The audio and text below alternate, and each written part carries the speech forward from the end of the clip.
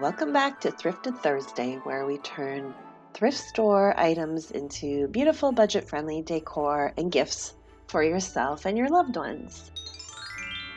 This week we're creating two Christmas crafts. First, a sleigh centerpiece idea, and then a cozy Christmas fireplace vignette. When I was in Michael's recently, I spotted a ivory ceramic sleigh that is the inspiration for this craft. I'm sorry, I have a bit of a cold, so I sound kind of funny, but it's 'tis the season, as they say. So to get that ceramic effect on this faux wood surface, I mixed together an ivory color of chalk paint with a white chalk paint just to tone it down, and then blended in there some baking soda. And this helped to really thicken that paint and give it that ceramic texture. I was actually pleasantly surprised with how this worked. I'd never done it before. It almost is like a plaster, and it just covered beautifully. You can see with one coat how well it went over this dark finish. I took my time and went along the edges, all of the sides, and then the bottom. Because the paint is so thick, it did take quite a while to dry, and I helped it along with my little heat drying tool. But while it was still a little bit damp, I took some flour from my kitchen and loaded it onto a soft brush and then brushed over the painted surface. And that helped again to create this softened texture. It's almost like a velvet.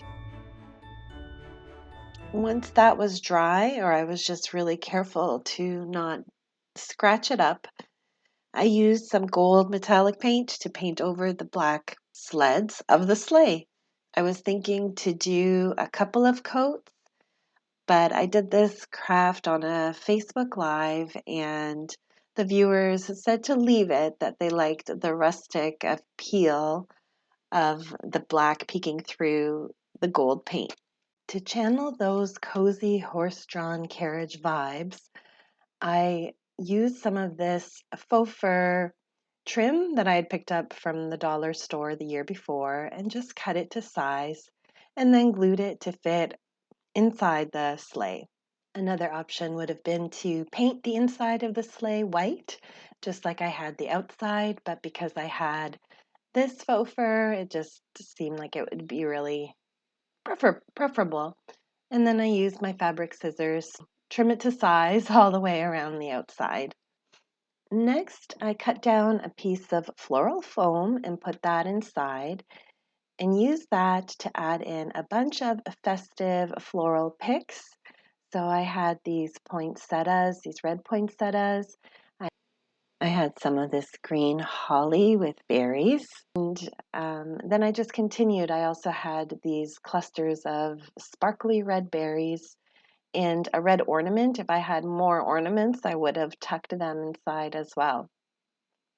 You may have spotted that I had a little reindeer. I got picked up that acrylic reindeer at the Dollarama, I believe, and it just seemed perfect to be drawing or pulling this sled.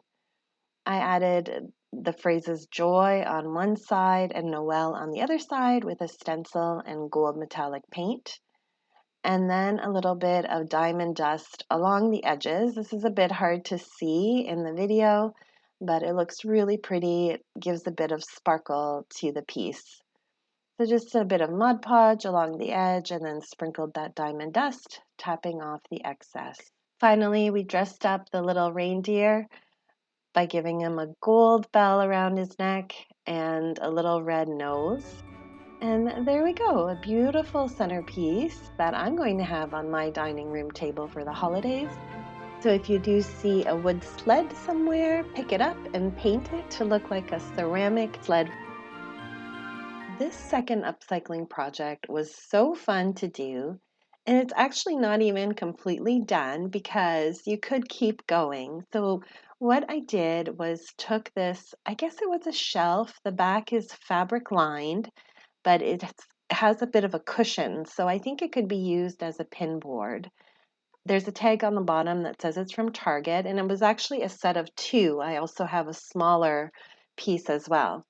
I just started by painting the pink with a coat of white chalky paint, and then also painted the linen type fabric with the paint as well. It didn't fully cover, but I actually really like the texture of how it looked. It looked like an old-time gypsum wall effect. So that's what the background is going to be. Next, we built a little cozy fireplace with a little bit of cardboard cut to size. And then I painted on the hearth of the fireplace and used some pebbles from the beach that we'd collected in the summer and glued those all around to create a really pretty fireplace mantle. I love all the different textures and different colors of these stones. And again, it gives it just a really lovely European farmhouse vibe.